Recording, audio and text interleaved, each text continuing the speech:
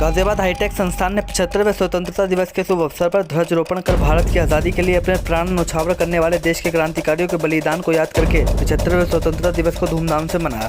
स्वतंत्रता दिवस के अवसर पर करनी सेना के राष्ट्रीय अध्यक्ष सूरजपाल अम्मू द्वारा ध्वजारोपण किया गया एवं चेयरमैन आनंद प्रकाश द्वारा उपस्थित समस्त गणमान्यों के साथ एक स्वर में राष्ट्रगान का वंदन कर भारत माता की जय और वंदे मातरम के जयकारे लगाए। कार्यक्रम में उपस्थित सभी का जोश देखते ही बनता था। कार्यक्रम की विशेषता यह रही कि स्वतंत्रता दिवस के शुभ अवसर पर विजेताओं को पुरस्कार भी दिया गया। हाथ में तिरंगे झंडे लिए बच्चों ने देशभक्ति के गीत गाकर कार्यक्रम में समा बांध दिया। उसके बाद सभी को मिठाई वितरित की गई।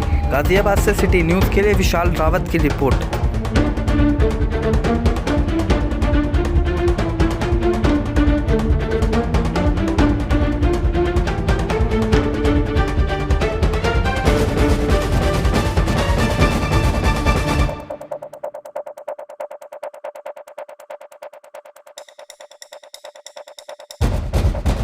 आज जो आप मुझे आए हैं किस कार्यक्रम में सम्मिलित होना है? आज मैं हाईटेक इंजीनियरिंग कॉलेज के जो संस्थापक हैं, चेयरमैन हैं, आनंद प्रकाश जी के कहने पर, बुलावे पर यहाँ आया हूँ। बॉबी पारिक जी के सहयोग से करनी सेना के राष्ट्रीय पदाधिकारियों के साथ मैं यहाँ पर आया। मेरा सौभाग्य है कि आनंद जी को तो मैं फिल्मों में देखा करता था, आज सौभाग्य है मेरा इनसे रूबरू होने का मौका मिला है।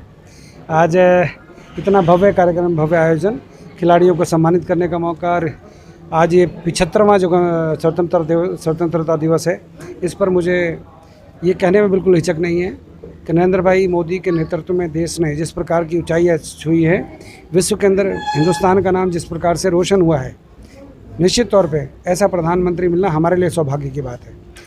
देश को बधाई, स्वतंत्रता दिवस की बधाई और 135 करोड़ देशवासियों को बधाई। जो कार्यक्रम वो क्या कार्यक्रम आयोजित हुआ है? 15 अगस्त का कार्यक्रम हम हर वर्ष ही करते हैं, बच्चों के बीच में करते हैं। बच्चे अपने डांसिंग प्रोग्राम वगैरह सब दिखलाते हैं। इस बार थोड़ा भव्य करने का मौका मिला, क्योंकि अम्मू जी से भी बात हुई तो उन्होंने भी कहा भाई ठीक है, शिक्षा से मैं भी बहुत जुड़ा हुआ हूँ, तो मैं आऊँगा और आपका प्रोग्राम में शामिल होऊंगा, तो बड़ा अच्छा लगा।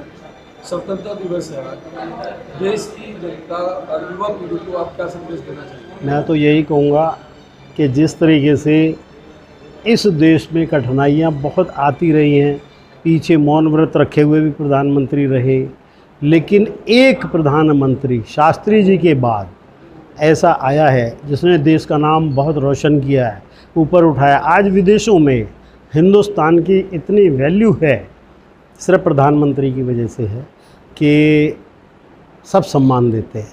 आज हमारे भारतवर्ष का नाम पूरे वर्ल्ड में सबसे ऊपर है।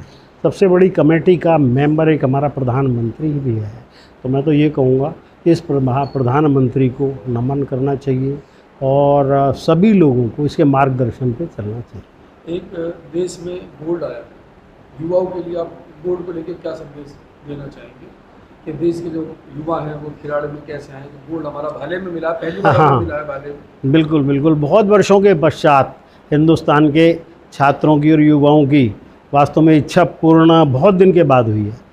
इतने दिन के पश्चात गोल्ड आना, 130 करोड़ जनता के बीच में से कोई भी ऐसा बच्चा नहीं हो पाया, ये वास्तव में देश का इसलिए दुर्भाग्य है कि देश में शिक्षण संस्थाएं देश में जो बच्चों को फ्री स्टेडियम मिलने चाहिए, वो सुविधा नहीं है। वो आजकल सुविधा शायद आने वाले टाइम में मिलेगी, क्योंकि इसकी तरफ रुझान ज़्यादा है। हर युवा कुछ ना कुछ करके नाम कमाना चाहता है, परंतु उसे मौका नहीं मिलता।